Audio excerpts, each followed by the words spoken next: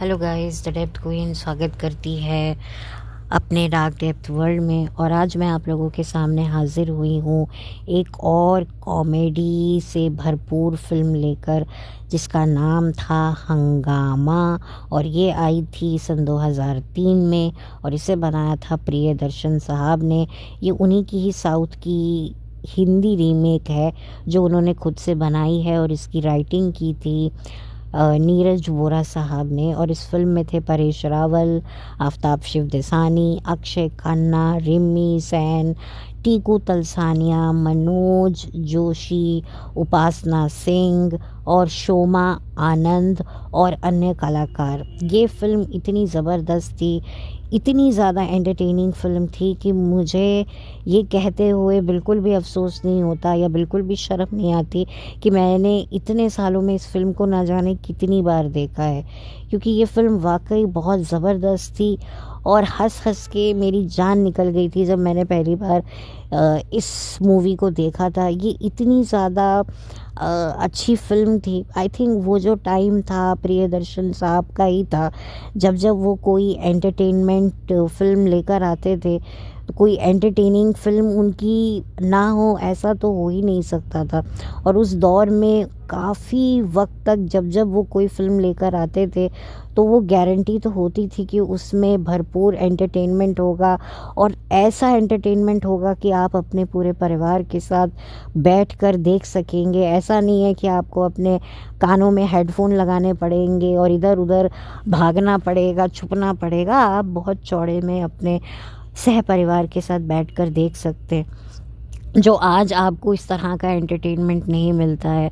आज फूहड़ता, अश्लीलता, अभद्रता ये सब देखने को मिलती है। और अब तो जिस तरीके से अभी एक बहुत बड़ा ज्वलंत मुद्दा चल रहा है सोशल मीडिया पर कि एक कंटेंट क्रिएटर ने एक बहुत ही अभद्र टिप्पणी दे रखी है। एक शो में उन्हें बुलाया था और वहाँ पर उन्होंने एक प्रतियोगी से जिस तरह का सवाल किया जो माता पिता से रिलेटेड था, वो बहुत ही ज़्यादा अभद्र था। मतलब उसको निंदा भी ना किया जा सके, ऐसी टिप्पणी थी। तो आप सोच सकते हैं कि आज हमारे पास अच्छे कलाकार, अच्छी राइटिंग कुछ भी नहीं बचा है।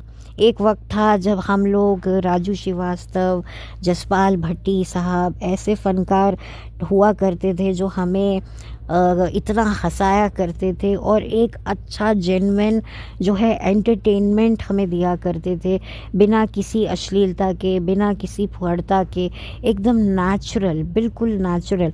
और हम इंजॉय करते थे ये स्टेज पर। एक जो स्टैंड अप कॉमेडी का जो एक चलन है, तो वाकई स्टैंड अप कॉमेडी क्या होती है कि भैया आप खड़े हो जाएं, तालियां आप बजाते बजाते आपके पैर ना थके, आपके हाथ ना थके कि वाह क्या एंटरटेन किया है। आज तो जिस तरीके से स्टैंड अप कॉमेडियन कॉमेडी करते हैं तो पता नहीं, उठने का भी मन नहीं करता, समझ में ही कुछ आएगा नहीं तो ताली बजाने के लिए हाथ भी क्या चलेंगे। और जिन लोगों को समझ में आता है तो उनको फिर क्या समझ में आता है ये भी हमें समझ में आता है।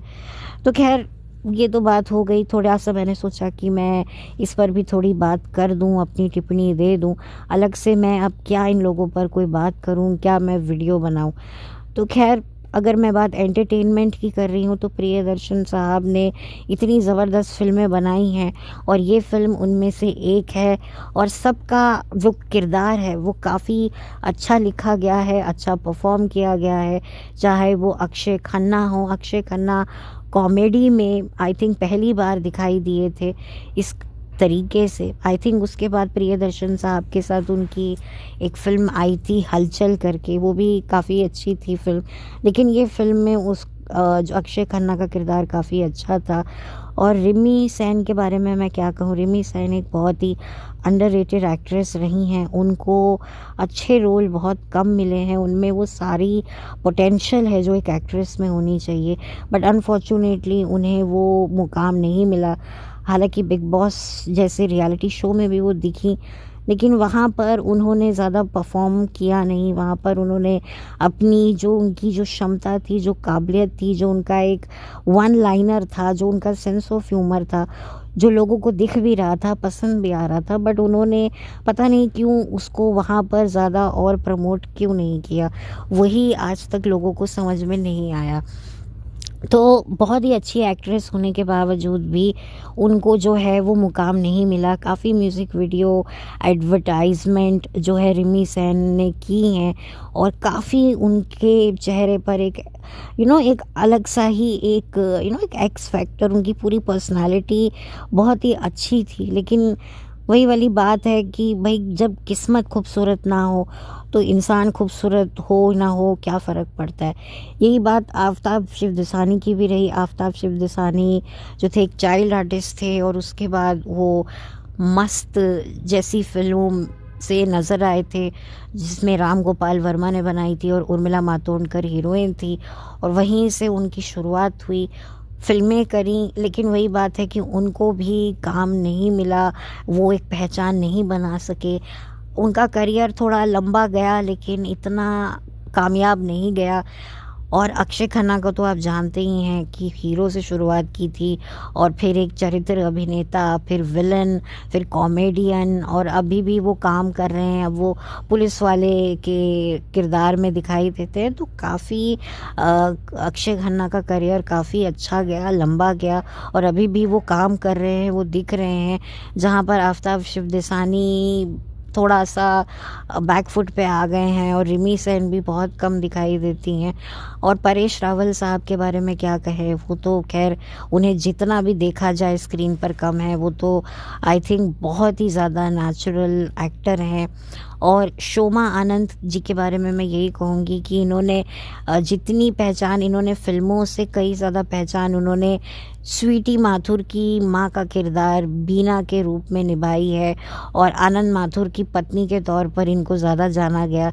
जी हाँ, मैं बात कर रही हूँ शोमा आनंद के जो सीरियल था जिनसे उनको काफ़ी पहचान मिली, वो था हम पाँच, जिसके बारे में मैं ऑलरेडी वीडियो बना चुकी हूँ। आप चाहें तो मेरे चैनल पर देख सकते हैं। तो उनकी और परेश रावल साहब की, शोमा आनंद और परेश रावल साहब की जो केमिस्ट्री थी वो बहुत अच्छी थी इस फिल्म में। जिस तरीके से पति पत्नी का किरदार निभाया उन्होंने, जिस तरह से वो लड़ते हैं, वो बहुत ही नेचुरल लगा। पूरी फिल्म में कोई भी आपको ऐसा किरदार नहीं लगेगा जो बिल्कुल भी कि भाई ये इसके डायलॉग्स नेचुरल नहीं है या इसका परफॉर्मेंस अच्छा नहीं है। हाँ, एंड का जो एक सीन है जब सबको करंट लगने लग जाता है, वो थोड़ा सा ठीक नहीं लगा मुझे। बाकी तो ओवरऑल फिल्म जो है वो पूरी की पूरी क्लासिक मूवी है, क्लासिक कॉमेडी है, और आप लोग बिल्कुल भी बोर नहीं होंगे।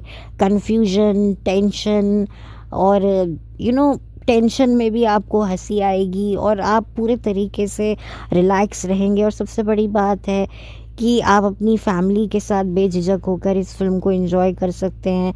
ये फैमिली फ्रेंडली ही मूवी है, और इसमें जो है आपको अच्छा संगीत सुनने को भी मिलेगा जो नदीम श्रवण साहब ने दिया है, जिसके गाने आज भी बजते हैं तो सूदिंग लगते हैं।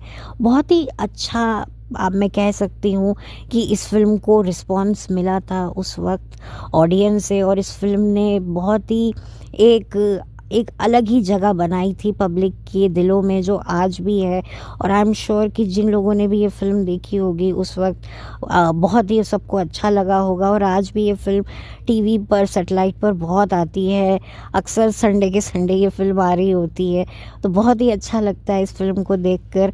और काफ़ी अच्छे इसमें पंचेस भी हैं। मैंने जैसे कि पहले ही कहा कि बहुत ही नेचुरल है। कॉमेडी जितनी नेचुरल होती है उतनी ही आपके दिल को लगती है। और जब दिल को कोई चीज़ लगती है, या तो आंसू निकलते हैं या तो हंसी निकलती है। लेकिन वही बात है कि अब इस तरह की राइटिंग देखने को नहीं मिलती है जहाँ पर वाकई कोई बहुत चीज़ बड़े ही उससे टच हो। तो खैर वो एक अलग बात है, लेकिन पूरी की पूरी जो फिल्म है आपको एंटरटेन तो करेगी ही, बांधे के भी रखेगी, बोर भी नहीं करेगी। और आप जिस तरह से अगर कुछ ढूंढ रहे हैं, कुछ आप एंटरटेनिंग सिनेमा देखना चाह रहे हैं, कोई कॉमेडी देखना चाह रहे हैं और अच्छी कॉमेडी फिल्म देख रहे हैं, ढूंढ रहे हैं, तो आप इस फिल्म को यूट्यूब पे देख सकते हैं। इसका एक सेकंड पार्ट भी आया था 2021 या 22 में, हंगामा 2 करके, लेकिन वो इतना कामयाब नहीं गया। उसमें शिल्पा शेट्टी भी थी, परेश रावल भी थे, आशुतोष राणा भी थे। और इस फिल्म का जो एक गाना था, चुरा के दिल मेरा गोरिया चली, जो शिल्पा शेट्टी और अक्षय कुमार की फिल्म है खिलाड़ी तू अनाड़ी का बहुत ही प्रसिद्ध गाना था उस दौर का, उसको भी लिया गया, उसका भी रीमेक बनाया गया। और इसमें जावेद जाफरी साहब के साहबजादे भी थे, लेकिन उसके बावजूद भी ये फिल्म कोई खासी चली नहीं। वो कमाल, वो धमाल जो हंगामा ने किया था, वो इस हंगामा ने नहीं किया। हालांकि इसमें भी थोड़ा कन्फ्यूजन डालने की कोशिश की, इसमें भी कुछ पुराने चेहरों को ज़रूर रिपीट किया गया, जैसे टीकू तलसानिया साहब को भी इसमें लाया गया, और परेश रावल तो थे ही।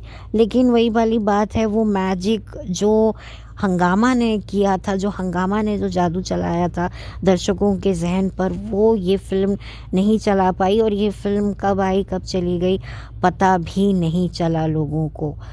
तो बस मुझे इस फिल्म के बारे में थोड़ी बात करनी थी, क्योंकि हमारे अब आजकल के टाइम पे अच्छी एंटरटेनिंग फिल्म्स बनती नहीं है।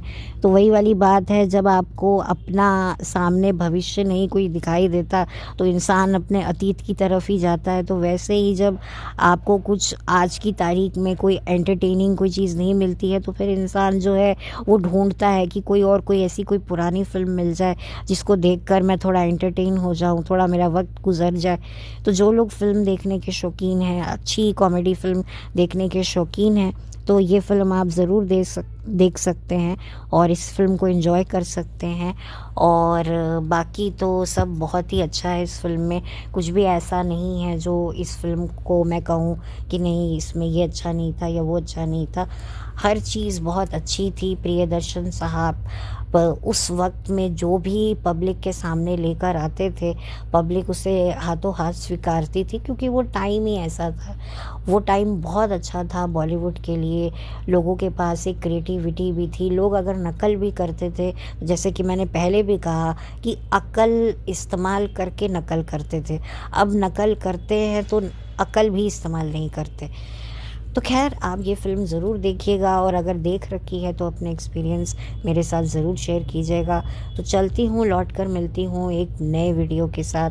तब तक के लिए thank you so much. Bye, have a blessed day.